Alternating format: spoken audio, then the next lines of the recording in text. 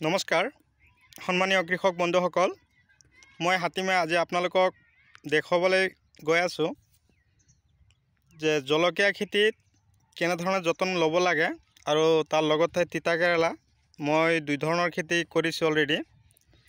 তো মই আপোনালোকক ফাৰ্ষ্টত দেখুৱাই আছোঁ জলকীয়া খেতিত মই সিদিনাখন খুঁটা মাৰি লৈছিলোঁ।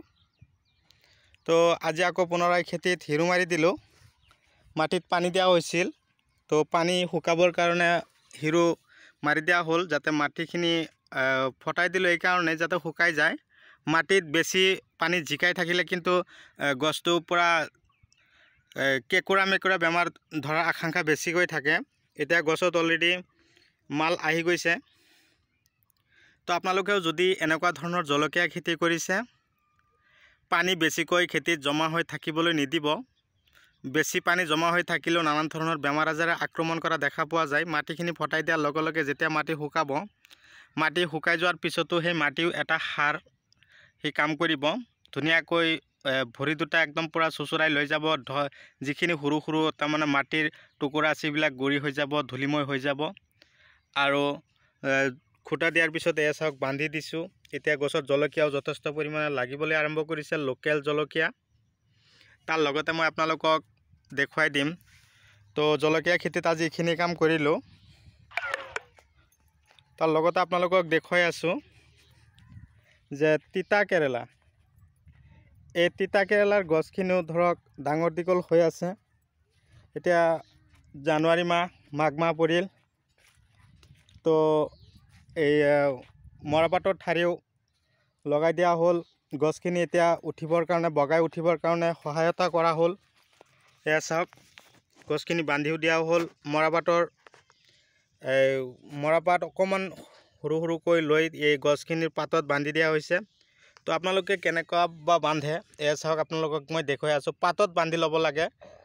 ছিঙি গ'লে এটা পাত ছিঙি যাক। যদি আপুনি গছটোত ডাইৰেক্টলি ইয়াত বান্ধি দিয়ে, গছটো কাটি যাব, নহ'লে ছিঙি যাব বতাহ যদি বেছিকৈ মাৰে। তাৰ কাৰণে এই পন্থা অৱলম্বন কৰিব। আৰু গছত যাতে কোনো ধৰণৰ পোক আক্ৰমণ নকৰে তাৰ কাৰণে আপোনালোকে মাজে মাজে CM555 এটা ঔষধ আছে। এই পাতবিলাক চাওক, বেলেগৰ এতিয়া তাৰমানে খেতিত আপোনালোকে জলকীয়াৰ কিবা তিতাকেৰেলাৰ খেতি বা তিতাকেৰেলাৰ গছবিলাক যদি আপোনালোকে বেলেগৰ খেতিত চাব, পাতবিলাক একদম পূৰা হালধীয়া বা ৰঙা হেতাও পৰা হৈ গৈছে। এয়া চাওক মই যে লগাইছোঁ, মোৰ গছৰ পাতবিলাক চাওক পূৰা ধুনীয়া একদম চিক চিক কৰি আছে।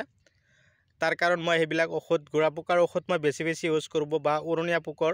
সেইকাৰণে এই গছবিলাক অলপ অতি সোনকালে ডাঙৰ দীঘল হ'বলৈ আগবাঢ়ি গৈ আছে। তে চাওক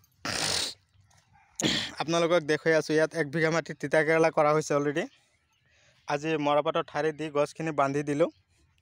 তো ঠাৰি দিয়াৰ লগে লগে কি হয়, গছখিনি উঠাত সহায়তা হয় আৰু অতি সোনকালে গছখিনিত ওপৰফালে উঠিবৰ কাৰণে সুবিধা হয়। এই চাওক বান্ধি দিয়াৰ লগে লগে এই গছৰ যিটো আঁহ আছে সেইটো ডাঙৰ দীঘল হৈ আছে। এতিয়া এটা মৰাপাতৰ ঠাৰিৰ লগত মেৰিয়াই ওপৰফালে উঠিব। তো লগতে বিনো আছে। বিন খেতিটো হিৰু মাৰি দিয়া হ'ল। মৰাপাতৰ ঠাৰি দিয়া হ'ল তিতাকেৰেলাৰ গছখিনিত। লগতে বিন গছৰ মাজে মাজে হিৰু মাৰি মাটিখিনি শুকাবৰ কাৰণে আমি হিৰু মাৰি মাটিখিনি ফটাই দিলোঁ। যেতিয়া আকৌ মাটি শুকাই যাব তেতিয়া আমি পানী যোগান ধৰিম, জলসিঞ্চন কৰি দিম। তো বন্ধুসকল, আপোনালোকে মোৰ চেনেলৰ নতুন মেম্বাৰশ্বিপ হৈ আছে নেকি? তেনেহ'লে আপোনালোকে প্ৰথমতে মোৰ চেনেলখন ছাবস্ক্ৰাইব কৰি লওক আৰু কাষত থকা বেল আইকনখন অন কৰি দিয়ক। এনেকুৱা ধৰণৰ নতুন নতুন ভিডিঅ' নটিফিকেশ্যন আপোনালোকে পাই থাকিব। তো কথা হ'ল, গছখিনি যাতে অতি সোনকালে ডাঙৰ দীঘল হ'ব পাৰে, তাৰ কাৰণে মই আপোনালোকক পিছৰ ভিডিঅ'ত আপোনালোকক পুনৰাই লগ পাম। আৰু গছত যাতে প্ৰচুৰ ফলন ধৰাব পাৰে তাৰ কাৰণে কি পন্থা অৱলম্বন কৰিব লাগে, মই চব কথা A to Z আপোনালোকৰ লগত শ্বেয়াৰ কৰিম। কেৱল আপোনালোকে মই যিখিনি কথা আপোনালোকৰ লগত আলোচনা কৰি থাকোঁ, প্ৰত্যেক দিনে আপোনালোকক মই ভিডিঅ'খিনি দি থাকোঁ। আপোনালোকে মোৰ ভিডিঅ'খিনি ফ'ল' কৰিব। ফ'ল' কৰি আপোনালোকে নিজৰ প্ৰতিভা আৰু নিজৰ যোগ্যতাৰ আগবঢ়াই লৈ আপোনালোকে খেতি বাতিৰ ওপৰত অলপ জোৰদাৰ দিয়ক। অতি সোনকালে আপোনালোকে টকা উপাৰ্জন কৰা ভাল এটা পন্থা অৱলম্বন কৰিব পাৰিব। তো কথা হ'ল, খেতি বাতিত সাৰ আপোনালোকে আগতীয়াকৈ অলপ বেছিকৈ নিদিব। যিমান পাৰে আপোনালোকে তিতা কেৰেলাই হওক, জলকীয়াৰ খেতি হওক, অকণমান গোবৰ সাৰটো অলপ বেছিকৈ খটাব। গোবৰ সাৰ অলপ বেছিকৈ দিয়াৰ লগে লগে গছৰ চেহেৰা ধৰণ আকৃতি অলপ ভাল হৈ আহে। তাৰ কাৰণে আপোনালোকে গোবৰ সাৰটো আগতীয়াকৈ দি দিব।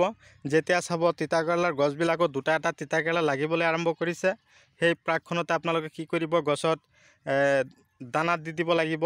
লগতে DAP ইউৰিয়া সাৰ আপোনালোকে তেতিয়া অলপ খটাব। তেতিয়া মই আপোনালোকক পুনৰাই ভিডিঅ' পঠিয়াই দিম, কিমান পৰিমাণ 1 বিঘা মাটিত কি কি সাৰ দিব লাগিব আৰু কেনেকুৱা ধৰণৰ যতন অৱলম্বন কৰিব লাগিব, সেই বিষয়ে মই আপোনালোকক নতুন ভিডিঅ' এখন দি পঠিয়াম।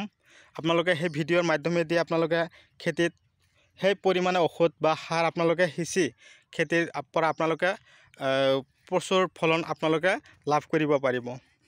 তো বন্ধুসকল, মই আৰু বিশেষ নকৈ মই আজি আপোনালোকৰ মাজৰ পৰা বিদায় লৈছোঁ।